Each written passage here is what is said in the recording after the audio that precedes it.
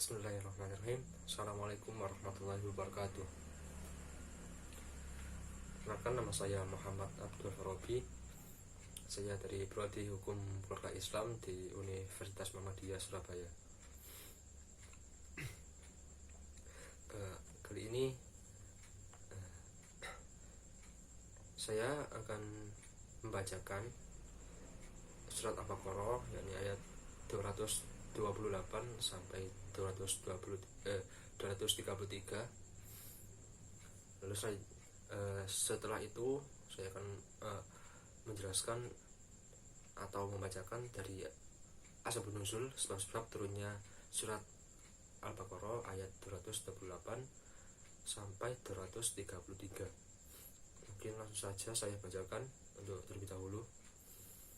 A'udzubillahi minasyaitonirrajim. Bismillahirrahmanirrahim.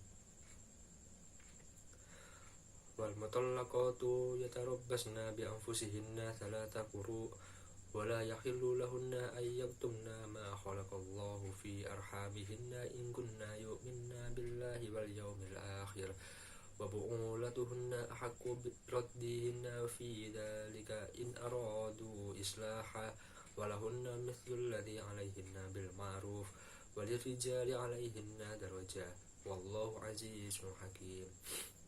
Yang artinya, wanita-wanita yang ditalak hendaklah menahan diri atau menunggu 3 kali quru, atau tidak boleh mereka membunyikan apa yang diciptakan Allah dalam rahimnya jika mereka beriman kepada Allah dan hari kiamat, dan suami-suaminya berhak merujukinya dalam masa menanti itu jika mereka atau para suami itu menghendaki islah, dan para wanita mempunyai hak yang seimbang dengan kewajibannya menurut cara yang ma'ruf. Akan tetapi para suami mempunyai satu tingkatan kelebihan daripada istrinya, dan Allah Maha Perkasa lagi Maha Bijaksana.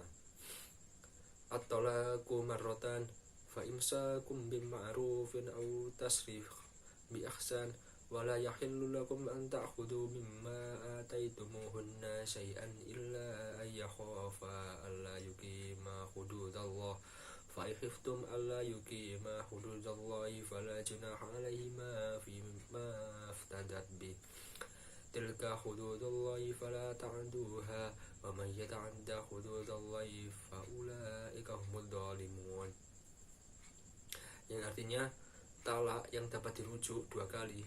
Setelah itu boleh rujuk lagi dengan cara yang ma'ruf atau menceraikan dengan cara yang baik. Tidak halal bagi kamu yang mengambil kembali dari sesuatu yang telah kamu berikan kepada mereka, kecuali kalau keduanya khawatir tidak akan dapat menjalankan hukum-hukum Allah. Jika kamu khawatir bahwa keduanya, suami istri, tidak dapat menjalankan hukum-hukum Allah, maka tidak ada dosa atas keduanya tentang bayaran yang diberikan oleh istri untuk menebus dirinya. Itulah hukum-hukum Allah, maka janganlah kamu melarangnya. Barang siapa yang melanggar hukum-hukum Allah, mereka itulah orang-orang yang zalim. Fa in talaqaha fala tahillu lahu min ba'du hatta tankiha zawjan ghayrahu fa in talaqaha fala junaha 'alaihima an yataraja'a in dunna an yuqima hududallah wa tilka hududullah yubayyinuha liqaumin ya'lamun.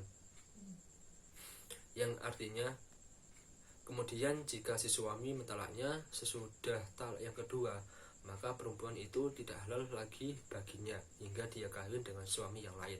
Kemudian jika suami yang lain itu menceraikannya, maka tidak ada dosa bagi keduanya atau bekas suami pertama dan istri untuk kawin kembali jika keduanya berpendapat akan dapat menjalankan hukum-hukum Allah.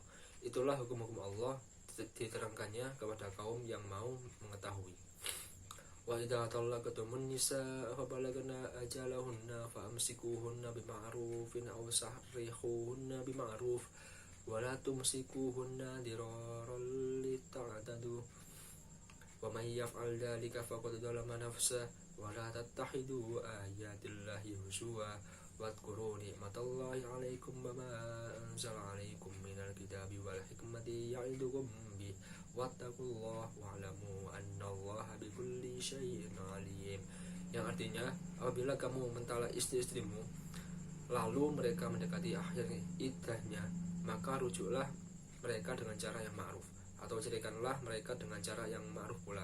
Janganlah kamu rujuki mereka untuk memberi kemudaratan, karena dengan demikian kamu menganiaya mereka. Barang siapa berbuat demikian, maka sungguh ia telah berbuat zalim terhadap dirinya sendiri.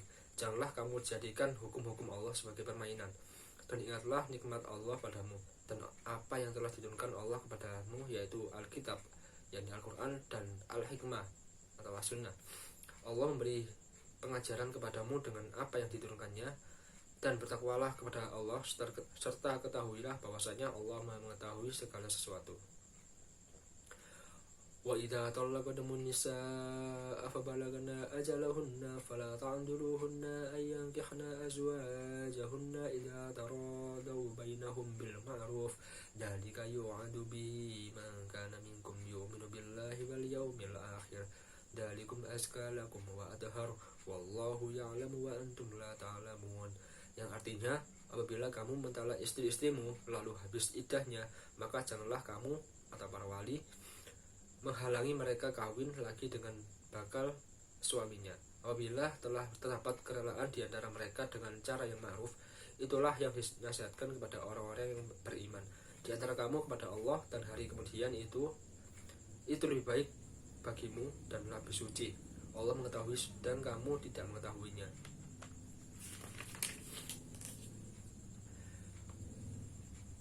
والوالدات يرضعن أولادهن حولين كاملين لمن أراد أن يتم الرضاعة وللمولود له رزقهن وكسوتهن بالمعروف لا تكلف نفس إلا وسعها لا تضار والدة بولدها ولا مولود له بولده وعلى الوارث مثل ذلك فإن أراد فصالا عن تراض منهما وتشاور فلا جناح عليهما وإن أردتم أن تسترضعوا أولادكم فلا جناح عليكم إذا سلمتم ما آتيتم بالمعروف واتقوا الله واعلموا أن الله بما تعملون بصير.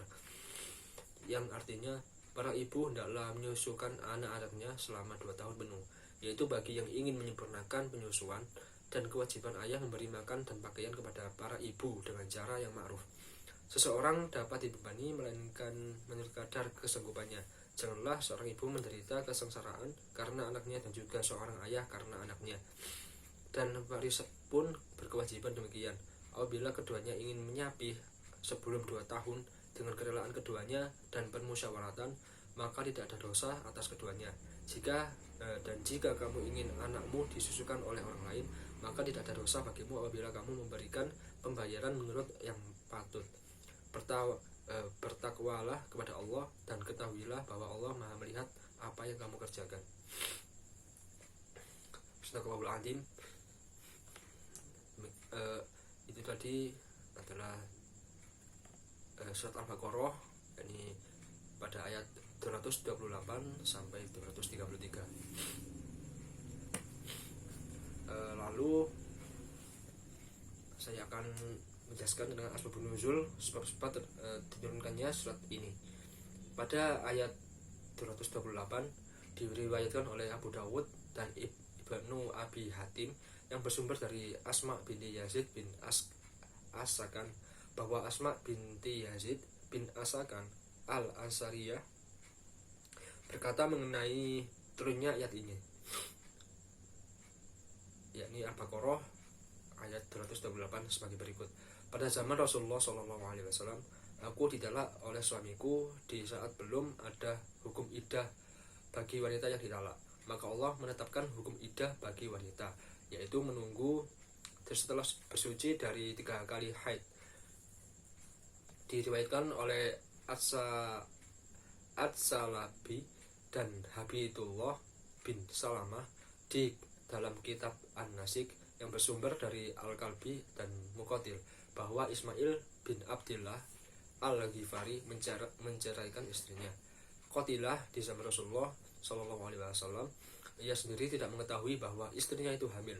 Setelah ia mengetahuinya, ia merujuk kepada istrinya. Istrinya melahirkan dan meninggal, demikian juga bayinya. Maka turunlah ayat ini, yakni Al-Baqarah ayat 228, yang menegaskan betapa pentingnya masa iddah bagi wanita untuk mengetahui hamil tidaknya seorang istri. Lalu asbabun nuzul pada ayat ke-229 diriwayatkan oleh At-Tirmizi, Al-Hakim dan lainnya yang berasal dari Aisyah bahwa seorang laki-laki menceraikan istrinya sesuka hatinya. Menurut asumsinya, selama periode acuan tersebut, perempuan tersebut tetap menjadi istrinya. Meski telah diceraikan ratusan kali atau lebih, pria itu berkata, "Demi Tuhan, aku tidak akan menceraikanmu dan kamu tetap di sisiku sebagai istriku. Dan aku tidak akan bergaul denganmu sama sekali." Istrinya berkata, "Apa yang kamu lakukan?" Suaminya menjawab, "Aku menceraikanmu. Kemudian setelah masa tunggu kamu selesai, aku akan berkonsultasi lagi." Maka wanita itu berpaling kepada Rasulullah SAW memberitahunya tentang hal itu. Lalu Rasulullah SAW diam sampai ayat yang di atas itu turun, yakni Al-Baqarah surat ayat yang ke-229 sampai muncul kata bi ihsan. Lalu pada ayat yang ke-230 diriwayatkan oleh Ibnu Munzir yang bersumber dari Muqatil bin Hibban bahwa turunnya ayat ini berkenaan dengan pengaduan Aisyah binti Abdurrahman bin Ati kepada Rasulullah SAW bahwa ia telah ditalak oleh suaminya yang kedua, yakni Abdurrahman bin Zubair al-Qurazi, dan akan kembali kepada suaminya yang pertama, yakni Rifa'ah bin Wahab bin Atik, yang telah mentalak bain kepadanya. Aisyah berkata, "Abdurrahman bin Zubair telah mentalak saya sebelum menggauli. Apakah saya boleh kembali kepada suami saya yang pertama?" Nabi menjawab, "Tidak, kecuali kamu telah digauli suami yang kedua."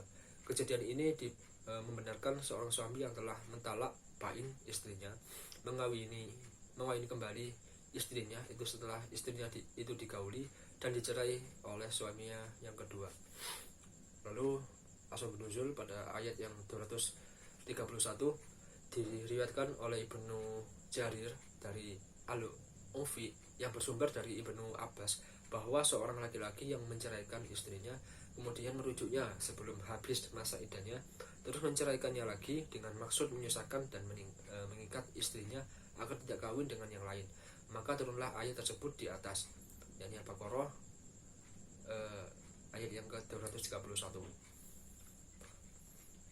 Lalu asbabun nuzul pada ayat 232 diriwayatkan oleh Al-Bukhari, Abu Dawud, At-Tirmizi dan lain-lainnya yang bersumber dari Ma'qil bin Yasar, dan diriwayatkan pula oleh Ibnu Marduwai dari beberapa sumber bahwa Ma'qil bin Yasar mengawinkan saudaranya kepada seorang laki-laki muslim. Beberapa lama kemudian dicerainya dengan satu talak. Kemudian setelah habis masa iddahnya, mereka berdua ingin kembali lagi. Maka datanglah laki-laki tadi bersama-sama Umar bin Khattab untuk meminangnya. Ma'qil menjawab, "Hai orang celaka, aku memuliakan kau dan aku kawinkan kau dengan saudaraku, tapi kau ceraikan dia. Demi Allah, ia tidak akan kukembalikan kepadamu." Maka turunlah ayat tersebut.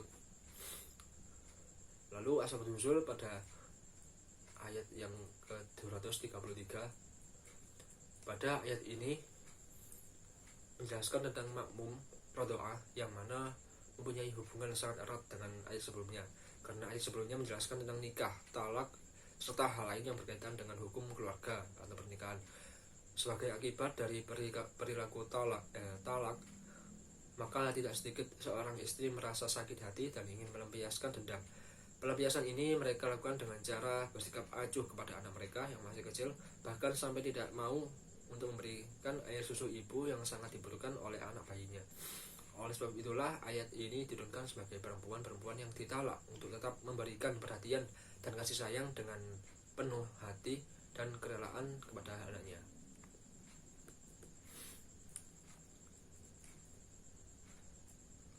Lalu ketentuan hukum talak dan masa iddah yang terkandung dalam Quran surat Al-Baqarah, yakni pada ayat 228 sampai 233.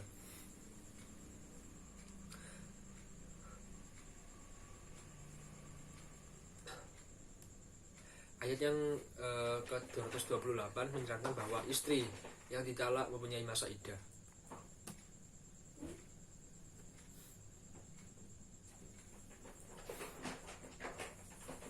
Adapun istri yang tidak pernah dipergauli kemudian terjadi perceraian, maka ia tidak mempunyai masa iddah sebagaimana disebutkan dalam surat Al-Ahzab pada ayat yang ke-49.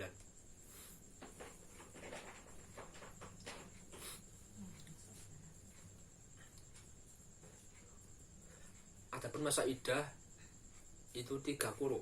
Dimaklumi bahwa istilah quru dijadikan bahan diskusi yang tiada putus. Apakah artinya suci atau haid? Quru yang mengandung arti siklus atau bisa dihitung dari semenjak haid atau semenjak suci dari haid. Namun demikian Al-Quran membiarkan pertengkaran itu karena dirasa tidak berdampak luas untuk menghitung masa iddah. Dalam kasus ini perlu mempertimbangkan surat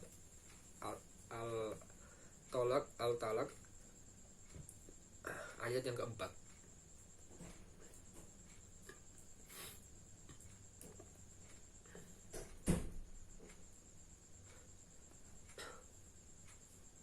Lalu Al-Quran menjelaskan istri yang bercerai tidak boleh menyembunyikan kandungannya. Bila sedang hamil, ia tidak boleh mengaku tidak hamil. Menutupi kehamilan termasuk keluar dari iman kepada Allah dan hari akhir. Masa iddah selalu dikaitkan dengan keadaan rahim, sedangkan mengandung tidak mengandung. Dengan kata lain, iddah berfungsi untuk mengetahui bersihnya rahim. Karena itu teknologi kedokteran ada pikiran bahwa masa iddah tidak perlu menunggu 3 siklus. Dengan demikian, pemeriksaan air seni di laboratorium dapat dipastikan seorang hamil atau tidak. Bila hasil pemeriksaan negatif, maka wanita tersebut diperpanjang masa iddahnya. Terhadap pemikiran ini kita harus mempertimbangkan masa iddah wanita yang juga tidak hamil atau tetapi sudah digauli oleh suaminya yang ditinggal mati suaminya. Masa iddahnya 4 bulan 10 hari. Status yang tidak hamil dengan masa iddah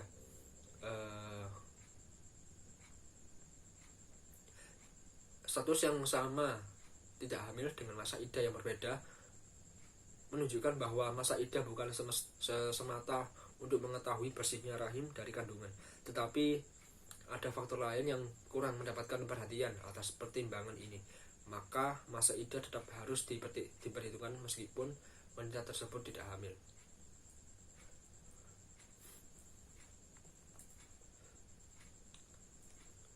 Mungkin itu yang bisa saya jelaskan dari surat Al-Baqarah, yakni pada ayat yang ke-228 sampai 233. Kalau ada salah kata, saya mohon maaf sebesar-besarnya, dan saya akhiri. Ihdinas siratal mustaqim. Assalamualaikum warahmatullahi wabarakatuh.